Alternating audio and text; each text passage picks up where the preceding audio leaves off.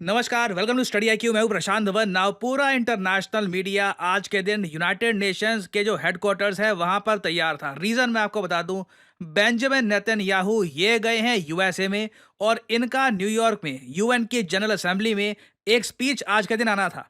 Now जैसे ही Netanyahu podium पर पहुंचे स्पीच देने के लिए, जो दृश्य सामने आए देवर इनक्रेडिबल।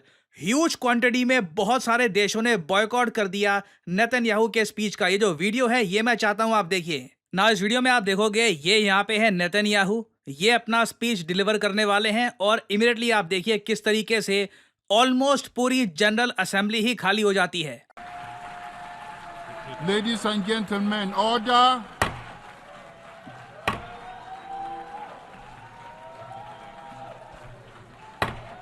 Order, please. मैं आपको बता दूं, मैंने बहुत सारे यूएन जनरल असेंबली के सेशन देखे हैं, मैंने ऐसा बॉयकॉट आज तक नहीं देखा। ऑलमोस्ट सब लोग, I ये request पूरा जो हॉल protocol है, to escort His Excellency and invite him to address the assembly. Almost everyone was walking out. इधर आप देख पाओगे इसमें Ladies कई and gentlemen, order. इसमें कई यूरोपियन देश थे, कई इस्लामिक देश थे एंड कई कंट्रीज बैठे भी रहे ऑब्वियसली यहाँ पर। But overall the boycott was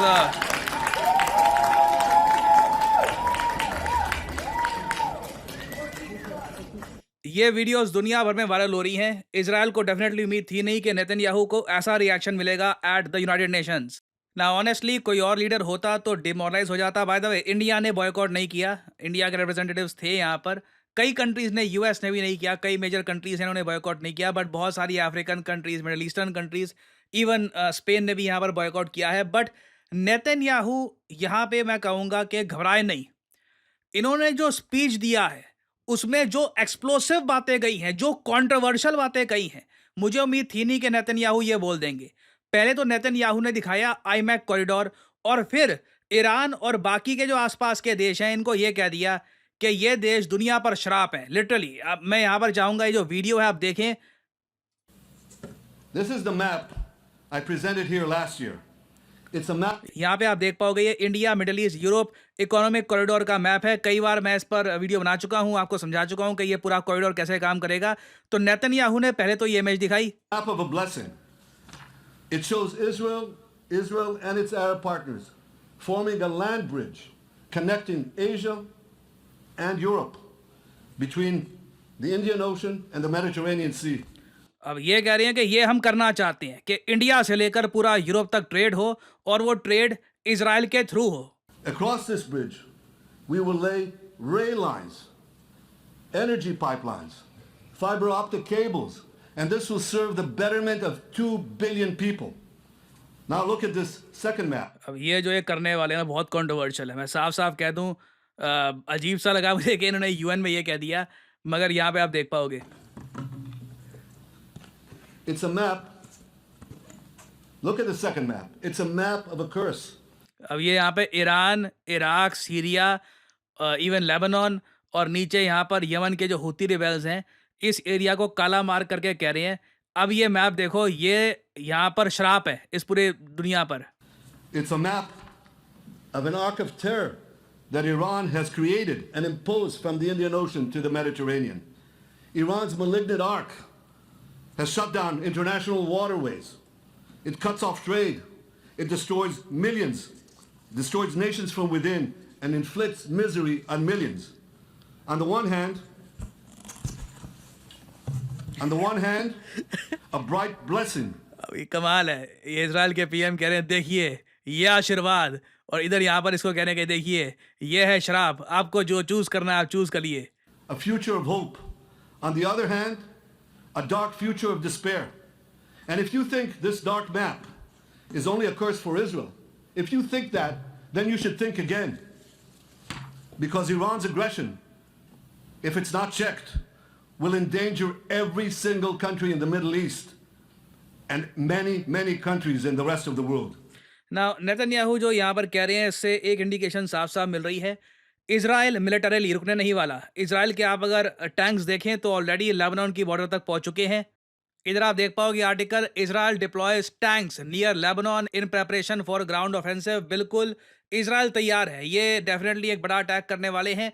हालांकि इजराइल का मीडिया कह रहा है कि जो भी ग्राउंड ऑपरेशन इजराइल करेगा ये क्विक होगा, बट मैं साफ साफ देख पा रहा हूँ इजराइल टू फ्रंट वॉर, एक हमास और एक हिजबुल्ला, दोनों के अगेंस्ट अग्रेशन करने को तैयार है।